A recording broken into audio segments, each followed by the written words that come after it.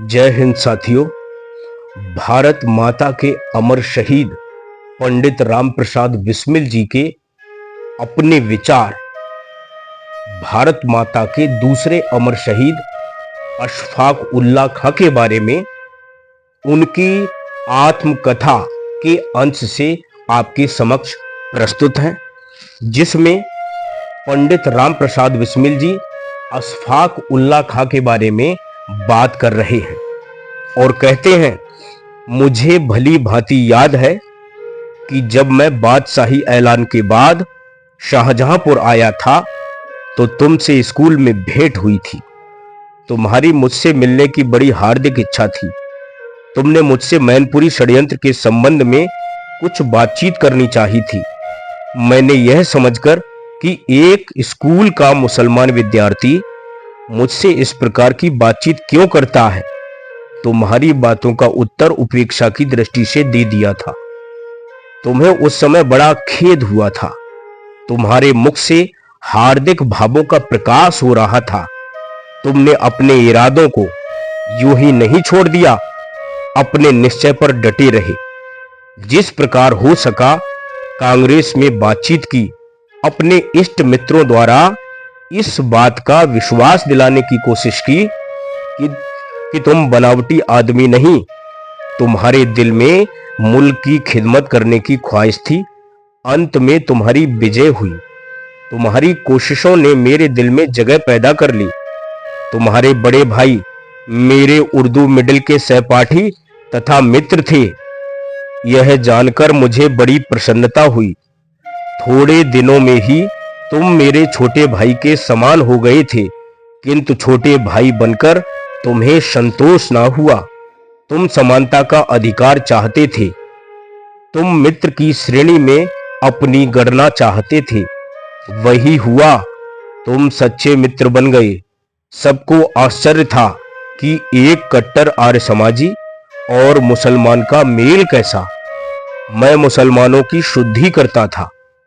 आर्य समाज मंदिर में मेरा निवास था, किंतु तुम इन बातों की थोड़ी भी चिंता ना करते थे।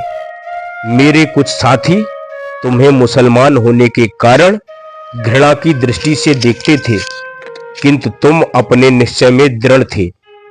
मेरे पास आर्य समाज मंदिर में आते जाते थे। हिंदू मुस्लिम झगड़ा होने पर तुम्हारे मोहल्ले के सब कोई तुम्हें खुल्लम खुल्ला गालियां देते थे, काफिर के नाम से पुकारते थे, पर तुम कभी भी उनके विचारों से सहमत ना हुए। सदैव हिंदू मुस्लिम एक के पक्षपाती रहे। तुम एक सच्चे मुसलमान तथा सच्चे स्वदेश भक्त थे। तुम्हें यदि जीवन में कोई विचार था तो यही कि मुसलमानों को खुदा अक्ल देता कि वे हिंदुओं के साथ मिलकर हिंदुस्तान की भलाई करते। जब मैं हिंदी कि कोई लेख या पुस्तक लिखता तो तुम सदैव यही अनुरोध करते कि उर्दू में क्यों नहीं लिखते, जो मुसलमान भी पढ़ सके। तुमने स्वदेश भक्ति के भावों को भली भांति समझने के लिए ही हिंदी का अच्छा अध्ययन किया। अपने घर पर जब माताजी तथा भ्राताजी से बातचीत करते थे तो तुम्हारे मुंह से हिंदी शब्द निकलते थे, जिससे सबको बड़ा आश्चर्य होता था। तुम्हारी इस प्रकार की प्रवृत्ति को देखकर बहुतों को संदेह होता था कि कहीं इस्लाम धर्म त्याग कर शुद्धि ना करा ली हो।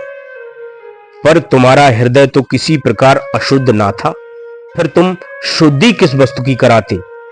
तुम्हारी इस प्रकार की प्रगति ने मेरे हृदय पर पूर्ण विजय पा ली।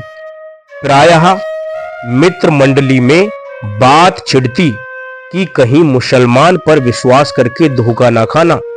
तुम्हारी जीत हुई। मुझ में तुम में भेद ना था। प्रायः मैंने तुमने एक थाली में भोजन किए। मेरे हृदय से वह विचार ही जाता रहा कि हिंदू मुसलमान में कोई भेद है। तुम मुझ पर अटल विश्वास तथा अगाध प्रीत रखते थे। हां, तुम मेरा नाम लेकर पुकार नहीं सकते थे। तुम तो सदैव राम कहा करते थे। एक समय जब तुम्हारे हृदय कंप का दौरा हुआ, तुम अचेत थे।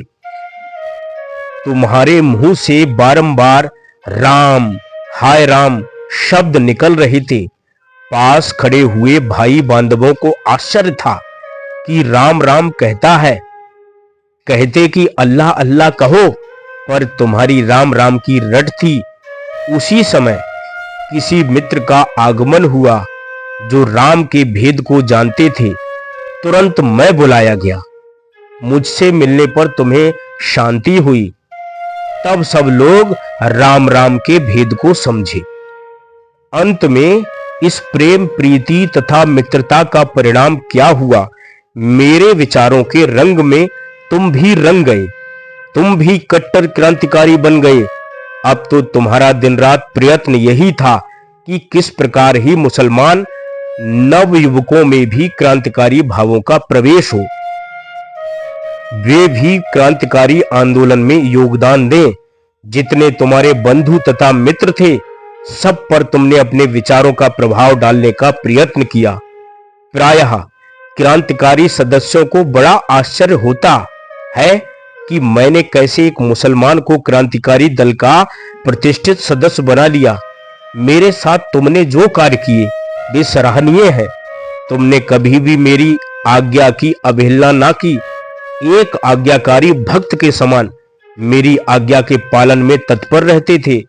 तुम्हारा हृदय बड़ा विशाल था। तुम्हारे भाव बड़े उच्च थे। मुझे यदि शांति है तो यही कि तुमने संसार में मेरा मुख उज्जवल कर दिया। भारत के इतिहास में यह घटना भी उल्लेखनीय हो गई कि अशफाक उल्लाह ने क्रांतिकारी आंदोलन में योग दिया। अपने भाई बंधु तथा संबंधियों के समझाने पर कुछ भी ध्यान ना दिया। गिरफ्तार हो जाने पर भी अपने विचारों में दृढ़ रहे। जैसे तुम शारीरिक बलशाली थे, वैसे ही मानसिक वीर तथा आत्मा से उच्च सिद्ध हुए।